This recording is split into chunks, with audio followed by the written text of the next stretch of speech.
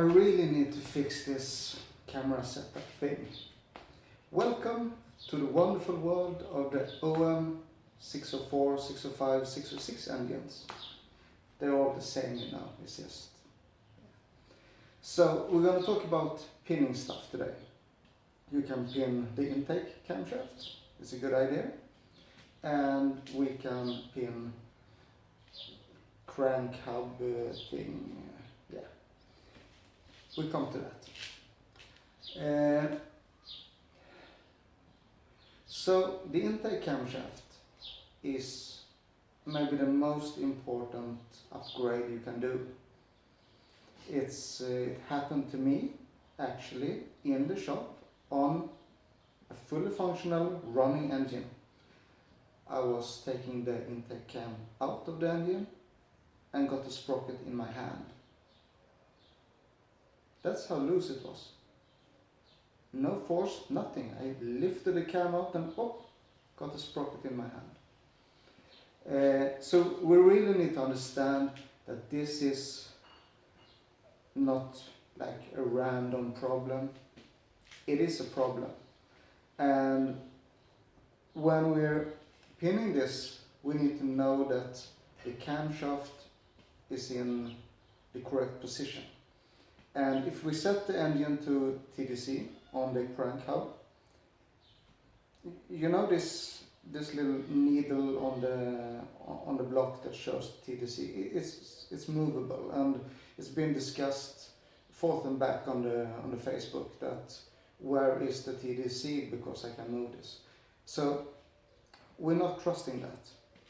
And then we have two dots on the sprockets for the camshafts. And those two dots will more or less line up. You know, one is on the inside of the tooth and one is on the outside. So when the cams are roughly there, the points meet. But that's not good either, because we're talking about the camshaft, not the sprocket. The camshaft is not sitting tight on the sprocket, so we can't trust the sprocket. So then we take the caps, the camshaft caps, and they're joint on the 604, 605, 606 engines, so it's complete cap for intake and exhaust cam. But on the third one, from the front of course, because everything on engines are counted from the front. So 1, 2, 3, there are markings on the caps, and there are also dots on the camshafts. So what we do is that we turn our engine till the dots line up, and when they're lined up, we're good to go, right? But probably it will not line up. So you look at your exhaust cam, because that one is not movable, it's bolted down. So when that is spot on to the dot, you check the intake cam.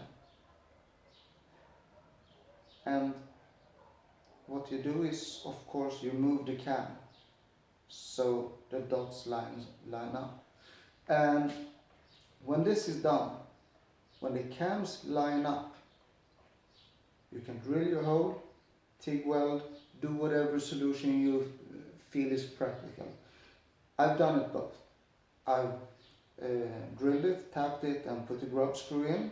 M6, no?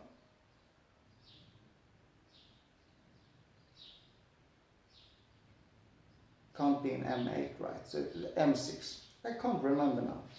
But the grub screw works perfect. It's a little bit of a hustle because it's really, really close on the rear.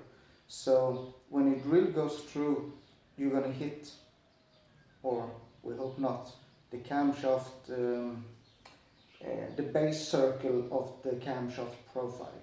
So you have to be really careful.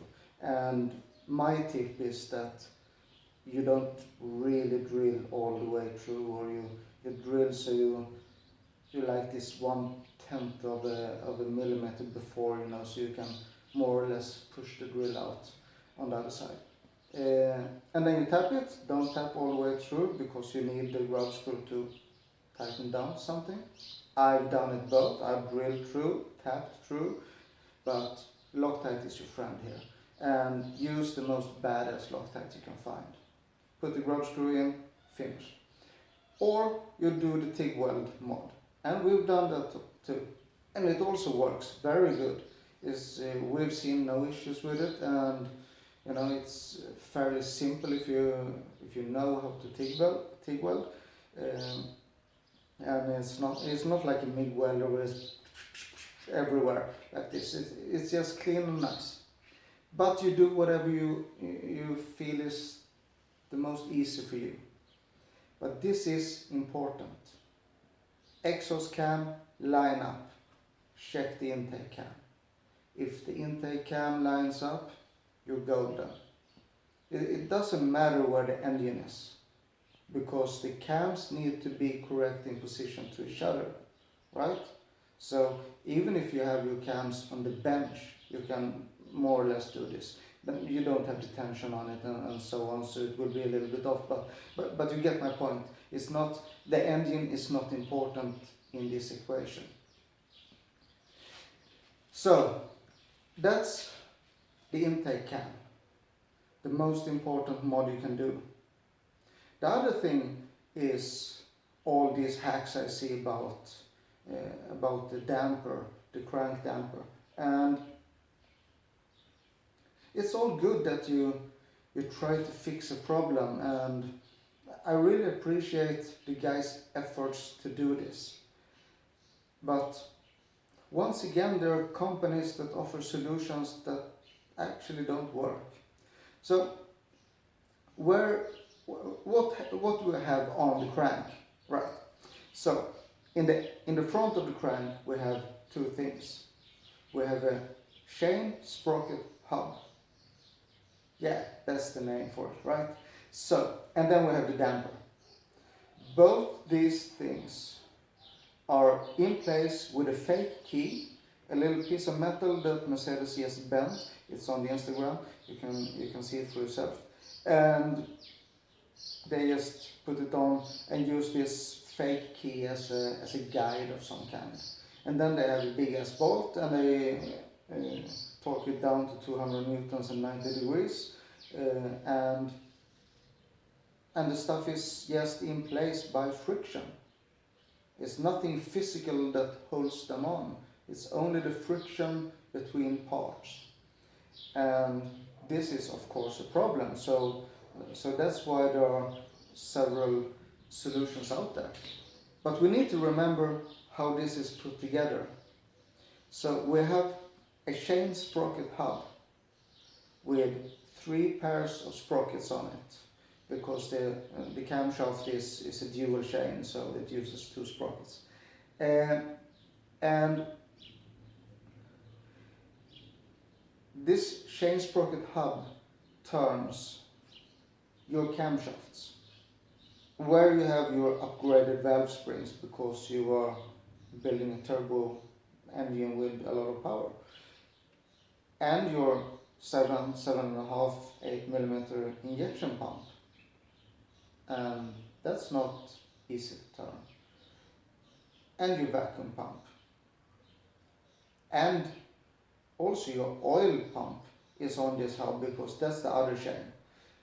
So the chain sprocket hub turns a lot of things that are of vital importance to your engine. Then we have the crank damper that turns a belt with air condition and alternator. Who the fuck cares? It's like, okay, yeah, I'm gonna pin this fucker down because I don't want my alternator to stop working. We have to think about what's important and not for our engine. So the water pump is driven by a belt, yeah, sure. But you'll notice when the belt goes off. So because the alternator light will go on. So I mean, it's nothing that you can't see and it doesn't really matter to you. But the chain sprocket hub, that turns everything vital in your engine. And the cams is a pretty good thing to have in time with the pistons. So the solutions that we've seen all focus on the damper.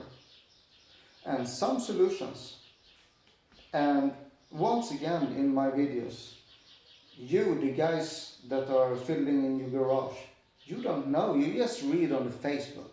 So it's not your fault, you're not doing anything wrong. But when company sells kit that drills a hole in your damper and your crank, and in this kit there is a tap and rub screw.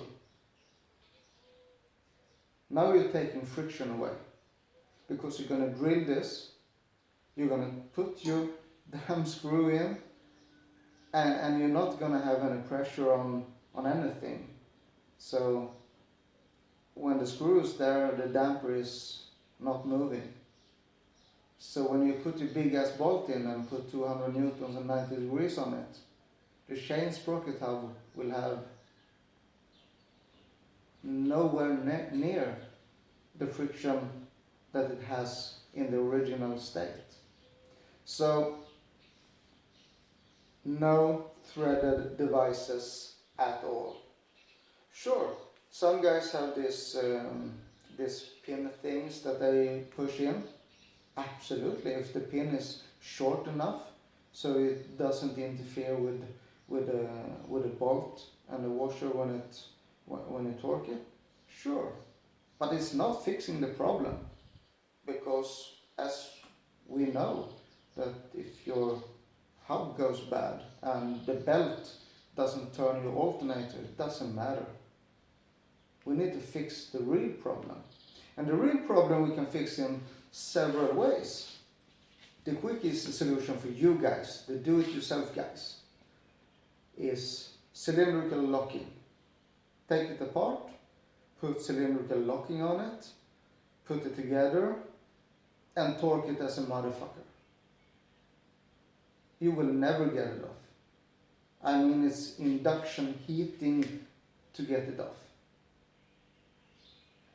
Easiest, cheapest, quickest fix.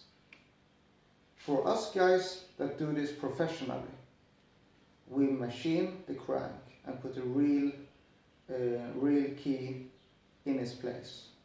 We also lock it with cylindrical locking after that. But that's just because the engine gonna run for 5 billion miles. So, and also it's not, we can't sell an engine that goes bad. So that's the two solutions you have. The other solutions can be a fun hack, but it's not a solution. So now we know this.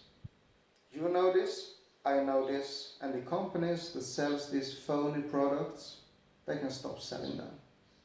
And if they have time to do YouTube videos every day about how good they are, let so be it. Doesn't mean it's true, does it? Bye bye.